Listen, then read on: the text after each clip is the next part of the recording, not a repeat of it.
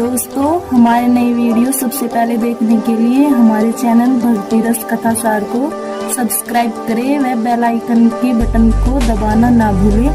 Video अच्छी लगे तो शेयर व लाइक जरूर करें। मैं इतना उदास इसलिए हूँ, मैं संसार में जगह जगह घूमा, हर जगह जाकर के मैंने देखा आज कलयुग में संसार में लोगों में किसी में एक दूसरे के लिए प्रेम नहीं है। कोई प्रेम नहीं करता किसी को, घर घर झगड़ा होता है। अब पार्वती ने कहा, बोले नारद जी एक बात बताऊं, संसार में चाहे किसी का लड़ाई झगड़ा किसी के साथ हो रहा है कोई बात नहीं, लेकिन मेरे पति जो है ना, मेरे पति मुझे इतना प्रेम करते हैं। संसार का कोई प्राणी किसी को प्रेम करे या ना करे, मेरे पति मुझको इतना प्रेम करते हैं कि जो गुरु मंत्र है ना, गुरु मंत्र, गुरुमुखी कितने लोग हैं यहाँ पे, हाथ उठाओ जो गुरुमुखी हैं। वैसे तो ब्राह्मण जगत गुरु बताया, हाँ जी, ब्राह्मण जगत गुरु होते हैं, लेकिन बिना गुरु के मुक्ति नहीं है। इसलिए ब्राह्मणों को भी अपना गुरु बनाना चाहिए।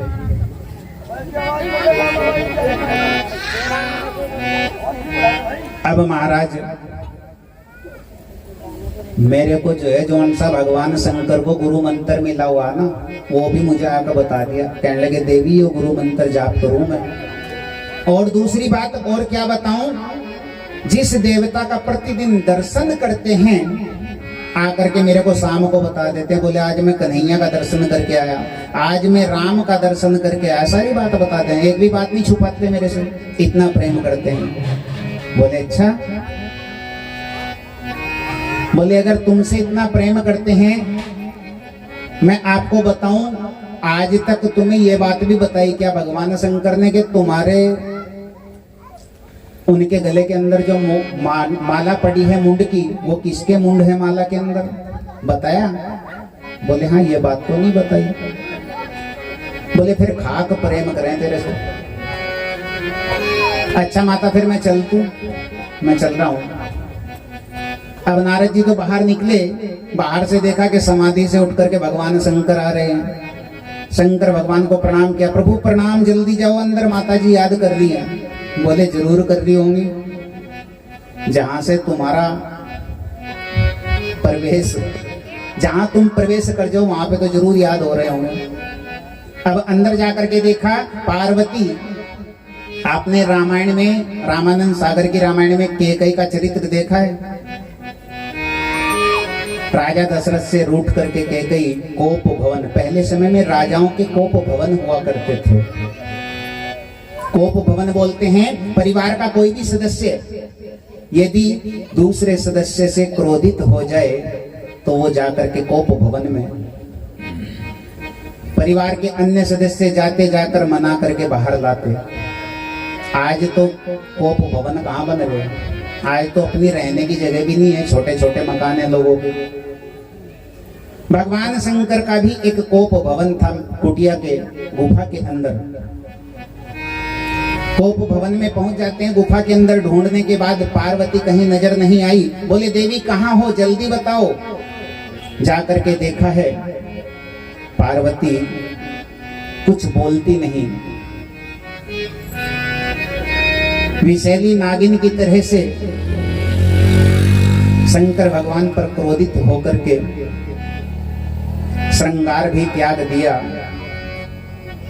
अब भगवान शंकर लाख मनाते, बोले देवी मान जाओ, बताओ मेरे को क्या बात है, मैं संसार की कौन सी वस्तु तुम्हें ला करके दूं। अब देवी कहती है, बोले तुम मुझसे प्रेम करते हो, अरे तुम जैसे बाहर से दिखते हो उससे ज्यादा तुम अंदर से काले हो। बाहर से तो तुम काले हो लेकिन अंदर से भी तुम धोखेबाज हो।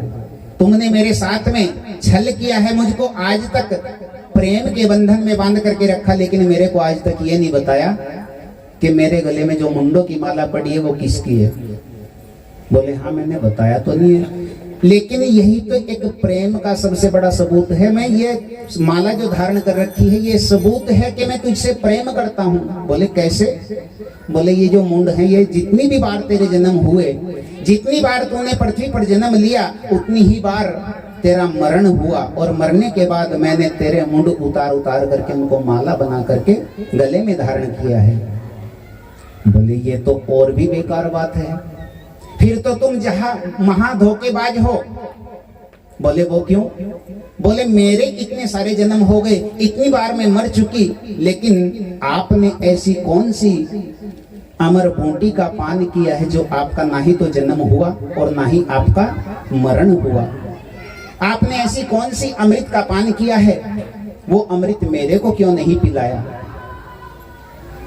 अब भगवान शंकर कहते हैं, बोले देवी चलो कोई बात नहीं, वास्तव में मैंने तेरे को अमृत का पान नहीं कराया, चलो मैं अब अमृत का पान कराता हूं। जब तुम मुझसे अमृत मांग रही हो तो मैं तुम्हें अमृत दूंगा, लेकिन मैं अमृत का पान कराऊंगा, उसके कुछ नियम हैं। बोले नियम क्या है? बोले नियम ये है कि व्यास मंच यानी कि मेरे सामने, वक्ता के सामने बैठ करके श्रोता को कथा सुननी चाहिए। वो अमृत का पान क्या है? कौन सी अमर कथा है? श्रीमद् भागवत कथा। श्रीमद् भागवत कथा ही अमृत रूपी पार्वती को पान कराया। मेरे सामने बैठ करके तुमको कथा सुननी है, बराबर में नहीं बैठना, पीछे नहीं बैठना, आगे बैठ करके कथा को सुनना है। बोले ठीक है। और दूसरी बात, जितनी बार मैं बोलता जाऊं मैं नेत्र बंद करके बोलूंगा, मेरे को पता नहीं चलेगा कि सामने पार्वती बैठ करके कथा सुन रही कि नहीं। पता कैसे चलेगा? पहले समय में दादी, नानी दादी अपने पोते पोतियों को कहानियां सुनाया करती, तो उस समय पोता पोती हंगुरा दिया करते थे। इसी तरह से तुम्हें भी हंगुरा देना है। बोले ठीक है। अब प्रारंभ हो गई कथा। कैलाश पर्वत पर गुफा के अंदर भगवान शंकर की समाधि जहां पर थी, उसी जगह शंकर भगवान के पीछे एक पक्षियों का जोड़ा रहता था, सुक पक्षी। सुक पक्षियों के जोड़े को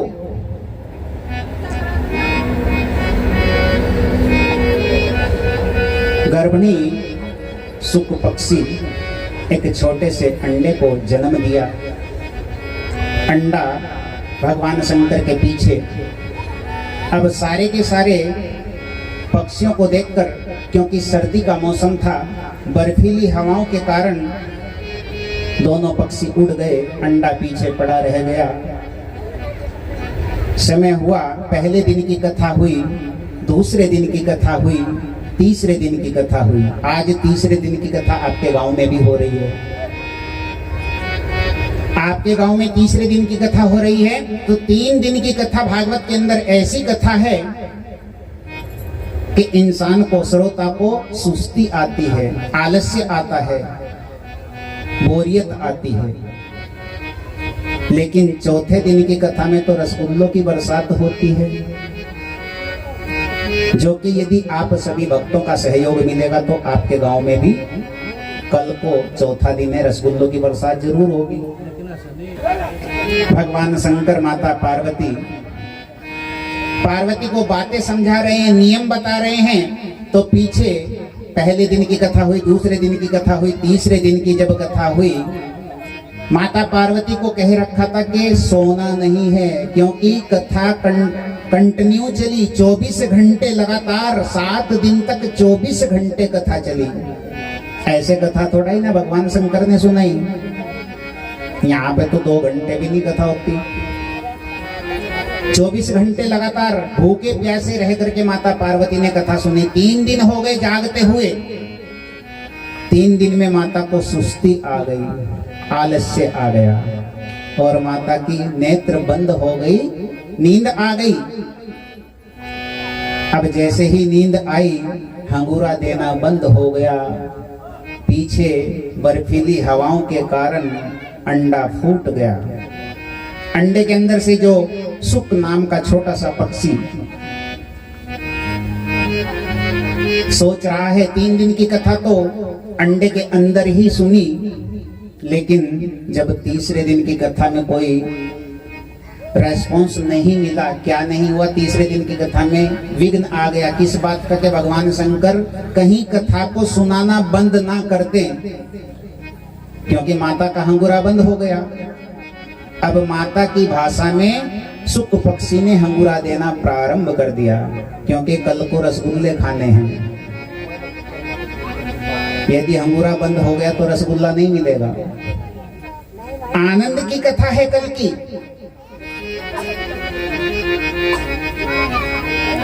अब भगवान शंकर 7 दिन की कथा को पूरा करके ओम जय जगदीश हरे करके और बोले सच्चिदानंद भगवान की। अब जब जय बुलगी, फिर पार्वती ने कहा, बोले हाँ है। पार्वती की आंखें खुली, नेत्र खोल करके देखा, बोले भगवान फिर क्या हुआ? आगे क्या हुआ? बोले आगे क्या हुआ, तो जय जगदीश होने वाली। बोले जय जगदीश होने वाली? बोले हाँ। आरती करनी है अब? बोले 7 दिन हो गए। बोले हाँ 7 दिन हो गए। बोले फिर मेरे को तो नींद आ गई थी, मैंने तो आगे कथा ही नहीं सुनी। अब 3 दिन की कथा सुनने के बाद पार्वती मना करती है, तो फिर भगवान कहते हैं, बोले 3 दिन के बाद हंगूरा किसने दिया?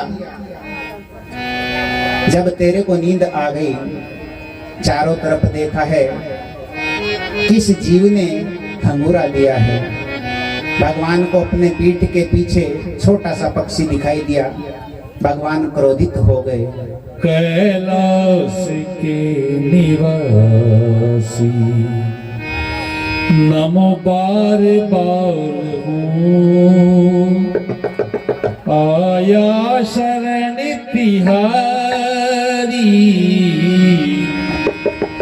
आया शरण तिहारी, बोले तार तार